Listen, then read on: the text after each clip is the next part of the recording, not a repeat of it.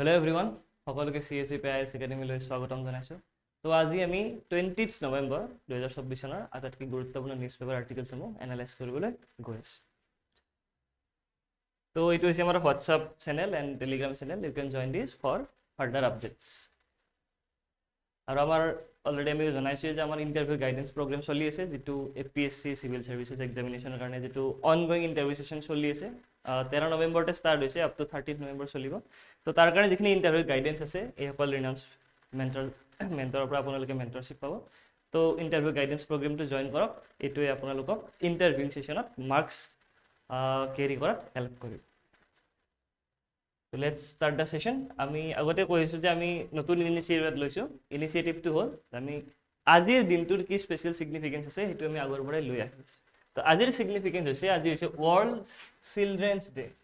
যোৱাকালি কি আছিলে? International men's day. ঠিক আছে, তাৰ লগত মই ৰিলেট কৰি কৈছিলোঁ 8 মাৰ্চ আছিলে ইণ্টাৰনেশ্যনেল ওমেন্স ডে। আজি হৈছে ৱৰ্ল্ড চিলড্ৰেনছ ডে। চিলড্ৰেনছ ডেৰ আচলতে ছিগনিফিকেঞ্চ কি? Observe annually on November 20। Purpose promotes children's welfare, rights and future. Children's welfare, rights and future.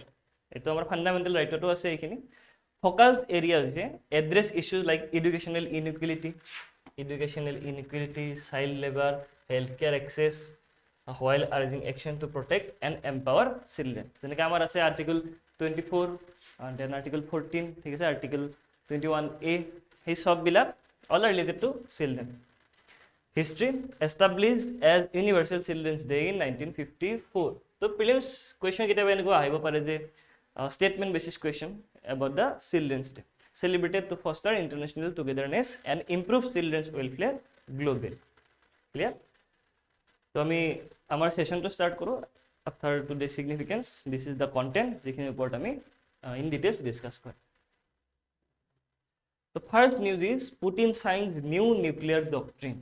Nuclear ডক্ট্ৰিনৰ কথা পাতি আছে, যেনেকৈ মিনিমাম ক্ৰেডিবল মিনিমাম ডিটাৰেঞ্চ, ঠিক আছে, সেই চবৰে কথা পাতিম আমি। তো it is related to GS2 governance and international relations point of view. Why it is in news? Russian president Vladimir Putin signed a revised nuclear doctrine on November 19, 2024। কি আছে?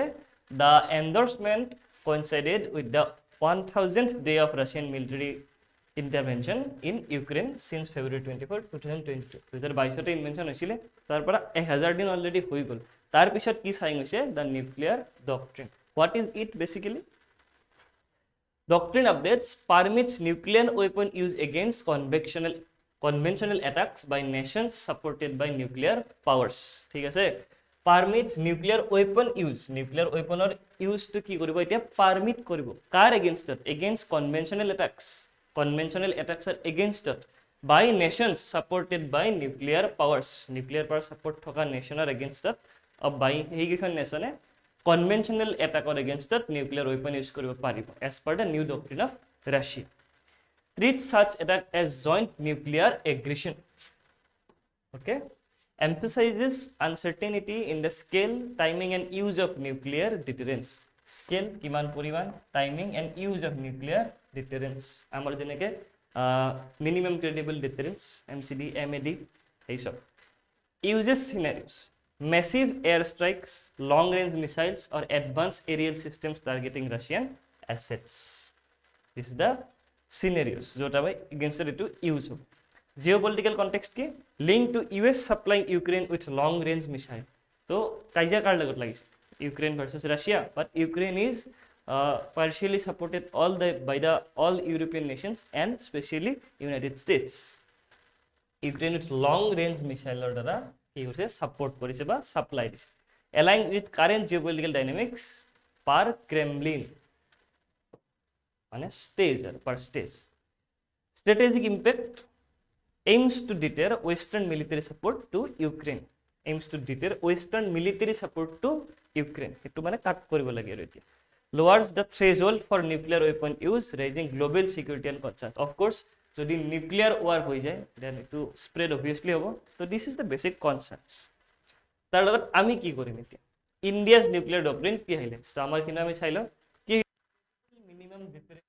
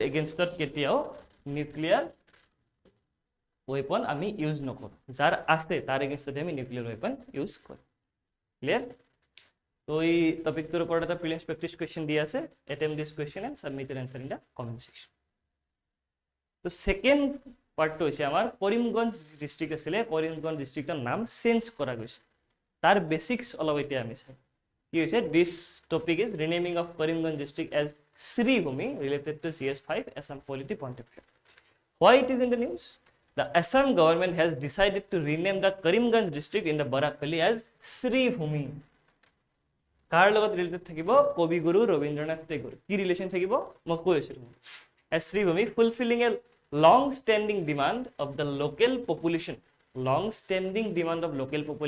fulfill কৰি কি কৰিছো কৰিমগঞ্জ ডিস্ট্ৰিক্টৰ নাম চেঞ্জ কৰি আমি কি ৰাখিছো Sribhumi it will be related to the কবি গুৰু ৰবীন্দ্ৰনাথ টেগোৰ কেনেকে restoring the old glory of Assam southernmost district Karimganj district is now Sribhumi কি হৈ গল এতিয়া it became Sribhumi honoring the vision of Kavi Guru Rabindranath Tagore who named the current geographical of undivided India as Sribhumi এইটো geographical point of undivided India কবি গুৰুৱে কি কৈছিলে এইখিনি ঠাইৰ নাম কৈছিলে শ্ৰীভূমি তো আমি শ্ৰীভূমি ৰাখিলো তো ৰিলেশনটো কাৰ লগত আছে কবি গুৰু ৰবীন্দ্ৰনাথ টেগোৰ বেসিক্যালি আমাৰ এক্সামিনেশন পইণ্ট অফ ভিউ পৰা সেইখিনি লাগে for prelims okay historical and cultural context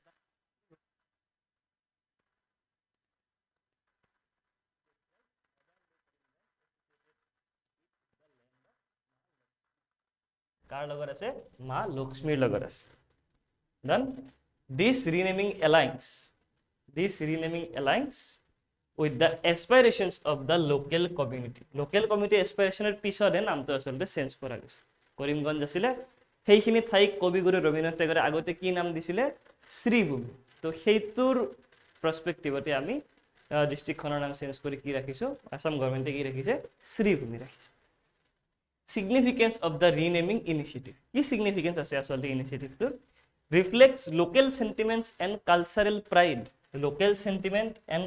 pride that the government respect the local sentiment and the cultural pride therefore they just renamed Karimganj district as Sribhumi district part of a border policy to rename places lacking historical documentation একটু just important part যদি মানে statement wise question আহিব পারে it is a part of the border policy to rename places lacking historical documentation যার নাই নিরেম করা গৈছে enhances regional identity and historical recognition okay this is somehow related okay so এই কোয়েশ্চনটোৰ ওপৰত এটা প্ৰিলিমছ প্ৰেক্টিছ কোয়েশ্চন দিয়া আছে U attempt this and submit your answer in the comment section আসলে কোয়েশ্চন দিয়াৰ আমাৰ মোটিভ হৈছে হেগি যদি ডেইলি আমি at least 5টাকৈ কোয়েশ্চন সলভ কৰ এটা কাৰেন্ট নিউজৰ তো প্ৰিলিমছ হলৈকে সাপোজ আমি 90 ডেজও ধৰিলো ঠিক আছে তো 450 কোয়েশ্চন আমাৰ এনেই সলভ হৈ গল 450 ওকে মানে অলমোস্ট 4.5 খন ফুল লেংথ টেস্ট ঠিক আছে তো দিয়াৰ পৰ আমি এটা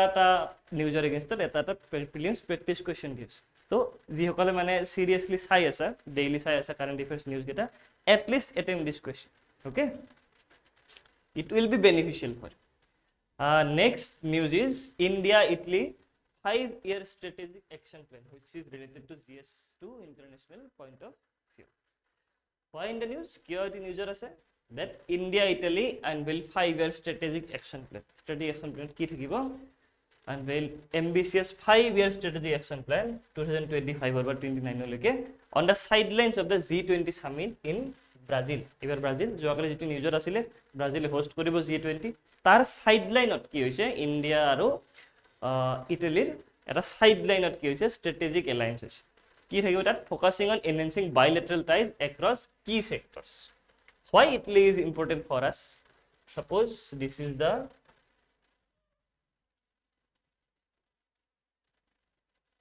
Red Sea this is Red Sea this is Suez Canal এটো হৈছে মেডিটেৰেনিয়ান সি মেডিটেৰেনিয়ান সিৰ এক্সেস আটাইতকৈ বেছি কাৰ ওপৰত আছে ইন্ডিয়া আছে ইয়াত ওকে এই মেডিটেৰেনিয়ান সিৰ আটাইতকৈ বেছি এক্সেস কাৰ্টাৰ আছে ইটালীৰ তাত আছে ইটালী ইয়াত সিসিলি আইল্যান্ড তো ইটালীৰ পৰা হোল ইউৰোপিয়ান কান্ট্ৰিজ যাৰ মেডিটেৰেনিয়ান কোস্ট লাইন আছে along with Black Sea Sea of Marmara তাৰ ওপৰত আমি এজিয়ান সি সেইখিনি গোটেই কভাৰ কৰিব পাৰো So strategically Italy for the Europe is very much important. আৰু ইটালীৰ কাৰণে আগতো কাজিয়া হৈছিল যেটো আমাৰ কাৰ্ণাটিক ওয়াৰ্স পাও আমি কাৰ্ণাটিক ওয়াৰ্সত ইটালীৰ লগত ৰিলেশন আছে যেটো ফ্ৰান্স আৰু ব্ৰিটিছৰ কাজিয়া হৈছিল দিস ইজ হিস্টোৰিকেল পাৰ্ট বা Italy is in Mediterranean region Italy is very much important strategically. So key features ki hobo etia strategic action plan. Areas of focus: defense and security, strengthening cooperation in military and security domains, of course. Trade and investment, promoting economic engagement and bilateral investment, of course. Economic ki prothom palo military and security, economic and bilateral investment. Italy পৰা ইয়াত invest হ'ব আমি ইটালীত invest কৰিম ঠিক আছে labours exchange হ'ব etcetera etcetera clean energy and technology advancing sustainable energy transitions on and innovation sustainable energy basically it talks about the green one green energy যেহেতু আমি এতিয়া climate sensitive হৈছো so green energy is the must required. Okay, space and connectivity, enhancing partnership in space technology and digital connectivity.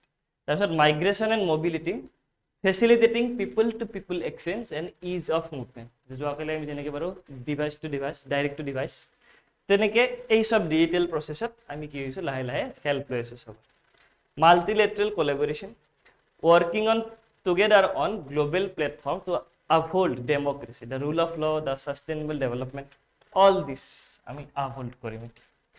Institutional dialogue, the regular ministerial and official dialogue across various domains hoi thakibo Italyr logot ministerial hobo official hobo. Then cultural and educational cooperation, boosting cooperation in cultural exchanges and educational initiatives.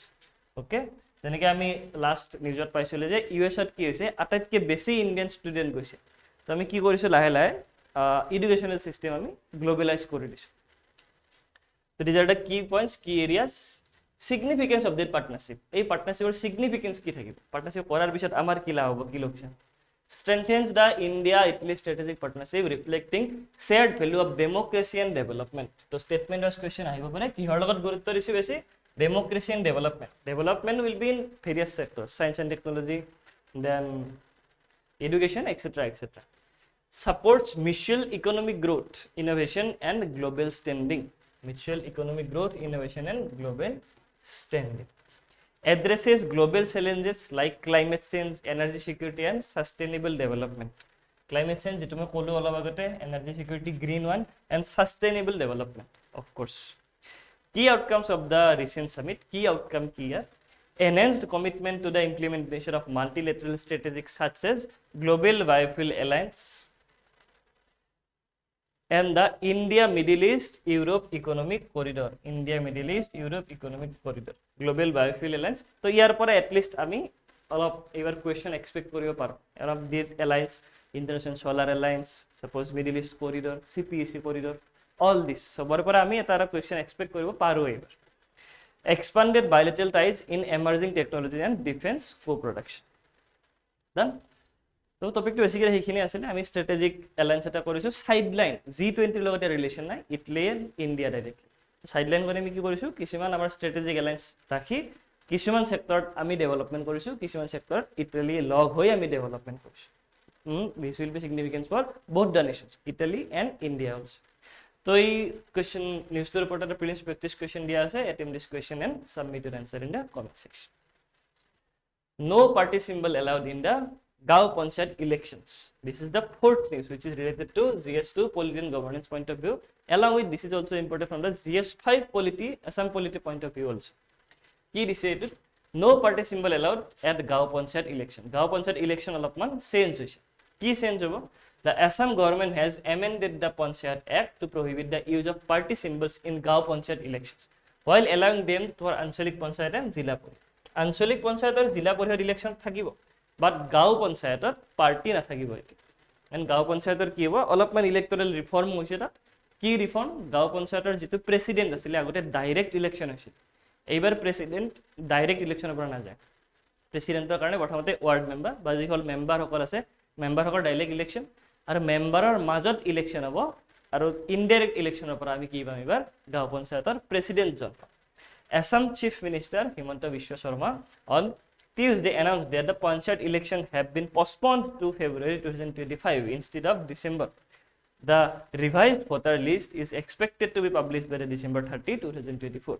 আগতে December হওয়া কথা আছিল 2025 revised কৰি কি কৰিছো ফেব্ৰুৱাৰী 2024 ডিসেম্বৰ হওয়া কথা আছিল ৰিভাইজড কৰি কি কৰিছো ফেব্ৰুৱাৰী 2025 কিহৰ কাৰণে ভোটাৰ লিষ্ট খন প্ৰপাৰ আহিলক 30 ডিসেম্বৰ এক্সপেক্টেড ডেট আহাৰ পিছত আমি ফেব্ৰুৱাৰীত কি কৰিম বা গভৰ্নমেন্টে কি কৰিব ইলেকশন হোল্ড কৰিব Assam Panchayat not by the government by the Election Commission obviously Assam Panchayat Amendment Act 2023 কি amendment কি কৰিছো আমি EVM আনিছো in case of ballot paper okay for statement wise question it is very much important EVM আইছে the direct election of Gaon Panchayat GP presidents has been abolished যেটো মই কলো direct election না থাকে it will be indirect election this is the key point okay Gaon Panchayat presidents and vice presidents will now be elected by the ward sabha members যেটো member হকন থাকিব প্ৰথম ward sabhar পৰা কি হ'ব এজন select কৰা যাব Gaon Panchayat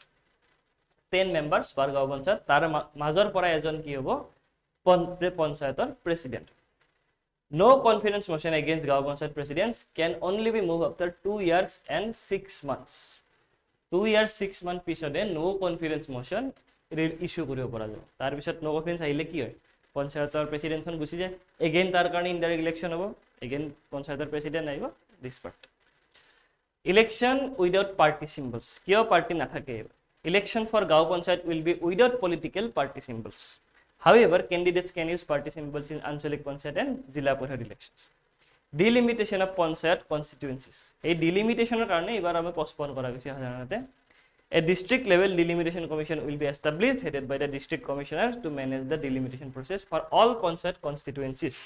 This statement is very important from your exam point of view. Kon thakibo delimitation commission headed on the district level the district commissioners. Okay? Aru eikhone ahi last hekhor ekhon voter list publish hobo on 30th December tar pisot February election hobo Panchayat election. Significance ki ya highlights the increasing global preference for Indian students in higher education, reflects India's growing emphasis on STEM education and aligns in global academic trends, indicates potential shift to USA. Okay, sorry, misprinted here. So, agar to dia asile presidential election, tar upor eta prelims practice question dia ase, you can attempt it and submit your answer in the comment section. Relance of FTA talk between India and the UK. Okay, relance of FTA talk between India and UK. This is important from the GS3 economy point of view. Why in the news? UK Prime Minister Keir Starmer announced the relaunch of free trade agreement negotiations with India in early 2025, following his bilateral meeting with Indian Prime Minister Narendra Modi on the sidelines of the G20 summit in Brazil. Okay, therefore it is in the news. FTA free trade agreement economy point of view ki hobo development hobo eta free trade agreement kar logot UK er logot keneke ki highlights of the meeting focus areas relaunch of India UK FTA talk to strengthen trade and the economic ties of course trade lagibo the economic development hobo along with the economic ties aimed at fostering long term sustainable growth for both nations long term sustainable growth. Strategic partnership discussions on enhancing cooperation in areas such as security, education, technology, green energy and climate change. Egita ahibo. Which of the following is not a point in the FTA agreement between UK and India? Strengthening the India-UK comprehensive strategic partnership. UK's commitment ki UK's emphasis on India as one of the fastest growing economies globally. India emphasis kore thake. Focus on using trade to boost jobs and prosperity in the UK and aligned to the industrial strategy for sustainable development. Because here eta samasya ki ami jodo free trade agreement koru UK is already industrial revolution hoi gol amar yat ongoing stage er ase thik ase to their goods and our goods major eta olop comparison korile ami olop legone thake amar olop piece pori thaku but this agreement is not from that point of view since we are growing আমি এটা section তো grow কৰি আছো this is service sector okay so এইটো সেকশনৰ কাৰণে আমাৰ individuals কিছুমান schemes আছে suppose make in India okay আত্মনিৰ্ভৰ ভাৰত this all তো এইটো ডেভেলপ কৰি আমি দেন ফ্ৰী ট্ৰেড এগ্ৰিমেন্ট কি কৰিছো with UK thereafter আমি এক্সপোৰ্ট কৰিম লাহে লাহে আমি হেইটো সেকশনটো গুছি যাম India's perspective কি the Prime Minister Modi reiterated the India's commitment to expanding ties with the UK, emphasizing trade, cultural linkages, and innovations. Free trade agreement আসলতে কি our Prime Minister এইখিনি কথাই ক'লে commitment to expanding ties with UK, emphasizes trade, cultural linkages, and innovations. Of course, innovations is there. Free trade agreement আসলতে কি An FTA is an agreement between two or more countries to minimize trade barriers like tariffs, quotas, and subsidies, enabling smoother import and export of goods and services. It promotes open trade, constructing with protectionist and isolationist policies. And this is the free trade agreement basically, which minimize trade barriers.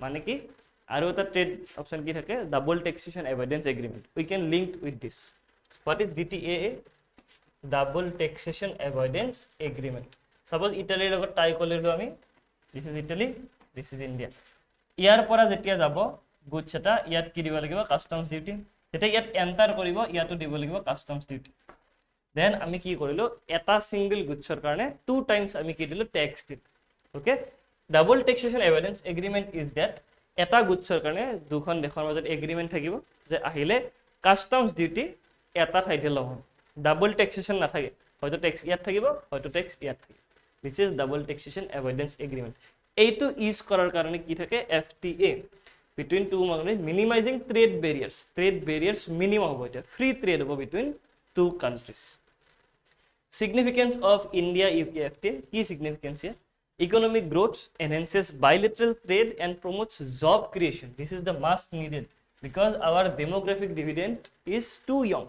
We are at 20 years. 28 years is the average age of an Indian. So, এইখিনি টাইমক আমাক কি লাগে এটা startup mentality লাগে, business mentality এটা লাগে, growth mentality এটা লাগে. Therefore, we need job. ঠিক আছে? Youth ইমান আছে India and the problem is our youth is depressed. From ethical point, it is a different part. But from economic side আমাক কি লাগে এটা জব ক্ৰিয়েচন বা জবৰ এটা এনেকা প্ল্যাটফৰ্ম লাগে যেটোত আমি গ্ৰো কৰিব পাৰো and this should give a platform okay global positioning strengthens ties between the two major global countries of course sustainability goals align with shared interest in green energy and climate action মই যেটো অলপ আগতে কৈছিলো green energy which is the next phase of energy and climate actions okay তোৰ কাৰণে COP এবাৰ Azerbaijan strategic cooperations deepens collaborations in critical sectors like technology and security. Collaboration specially here technology and security special collaboration. This is the significance of India and UK free trade agreement. Done. So, এইটোৰ ওপৰত এটা prelims practice question দিয়া আছে. You can attempt it and submit your answer in the comment section.